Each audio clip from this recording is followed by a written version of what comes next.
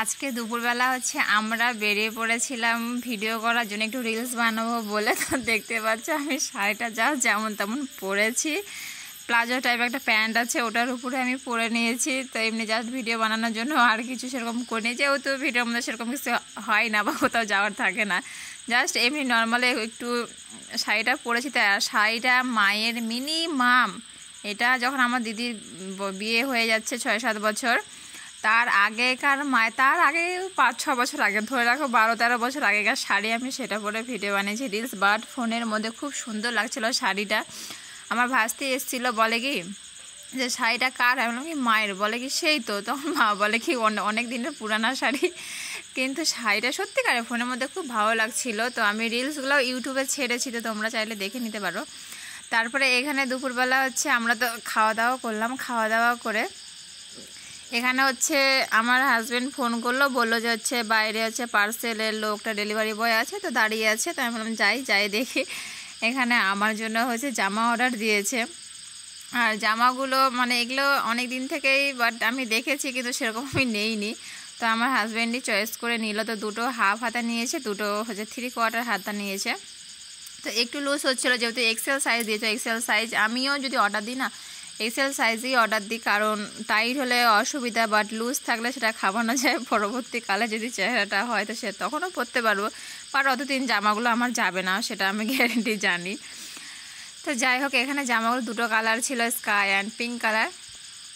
তো এই আমার পিঙ্ক কালারটা জানি না, বাট আমার পিঙ্ক কালারটা একটু খুবই বেশি ভালো লাগছিলো। বাট এটা একটু গ্লেসি টাইপস ছিল, যে জন্য আমার খুব ভালো লাগছিলো। এটার গায়ের মধ্যে আমার ওটার থেকে এটা বেশি ভালো লাগছিলো, আমি মনে করছি তাই যে আমাকে এটা ভালো লাগছে।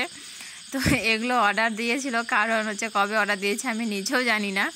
তো যেহেতু আমার কালকে জন্মদিন, সেই জন্য একদিন আগে আমি গিফট পেয়ে গেছি। তো আমার আর কি লাগবে, একদিন আগে যদি গিফট পাই যায় তাহলে একটু মনটা আরও বেশি আনন্দ হয়ে যায়। তো আমার একটু আনন্দ হয়েছিলো। তো এখানে কাপড়গুলো একটু ভয়েল টাইপের আছে, তো বাট যেহেতু আমি পরে পরেও দেখেছিলাম, সেরকম ওগুলো পরে গরম লাগছে না, যেহেতু হাফ হাতা আছে। অনেকে থাকে যে সিলসিলা কাপড়, ওগুলোতে গরম লাগে, বাট এগুলো যে কাপড়গুলো আছে সেগুলোতে গরম লাগে না। আর এইটা দেখতে পাচ্ছ, এটা 3/4 হাতা, কিন্তু এটা হাতের মাপগুলো না, এটা একবার ঠিক এটার হাতাটা আমি পরে দেখেছিলাম, একবারে ফিটিং হচ্ছে। আর এটার কাজটা তোমরা একটু দেখে নাও। তো একটু জুমটা বেশি হয়ে গেছিলো, কাজটা ভালো করে বোঝা যাচ্ছিল না, তাই আমি একটু দূরে করে নিলাম জুমটা। যেহেতু এখানে একাই ভিডিও করতে হয় আমাকে, সেই জন্য আমি একাই সব কিছুই করি। তো যাই হোক, এখানে একটা দেখানো হয়ে গেল, আরেকটাটা এবার পাল্লা। তো ইয়েলো কালারটা যেটা দেখছো, সেটা আমি মাকে বললাম কি একটু পরে দেখতে যে কেমন লাগে মায়ের গায়ে।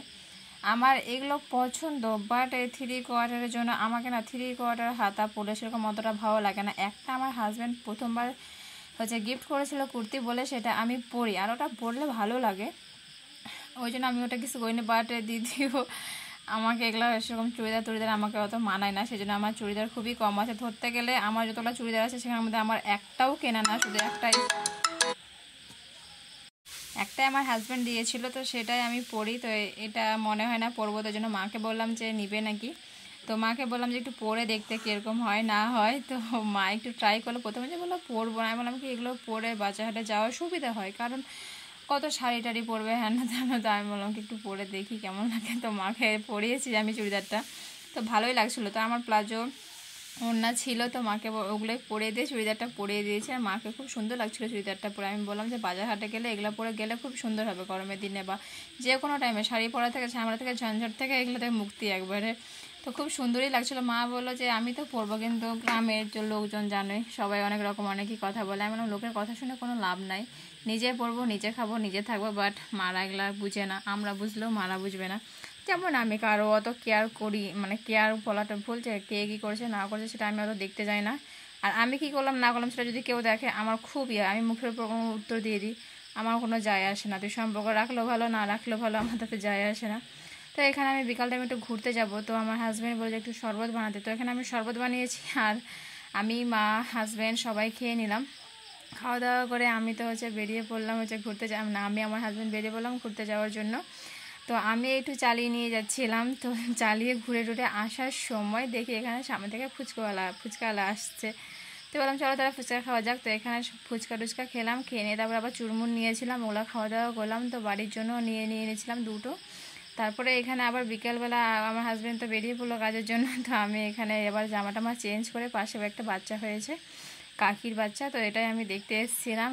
কত ছোট্ট একটু বাচ্চা। আমি বললাম যে অনেক দিনই হয়ে গেছে, মিনিমাম 1-1.5 মাস হয়ে গেছে। তো বললাম যে এত ছোট, তো বলে যে আরও যখন জন্ম হয়েছে তখন আরও ছোটোই ছিল।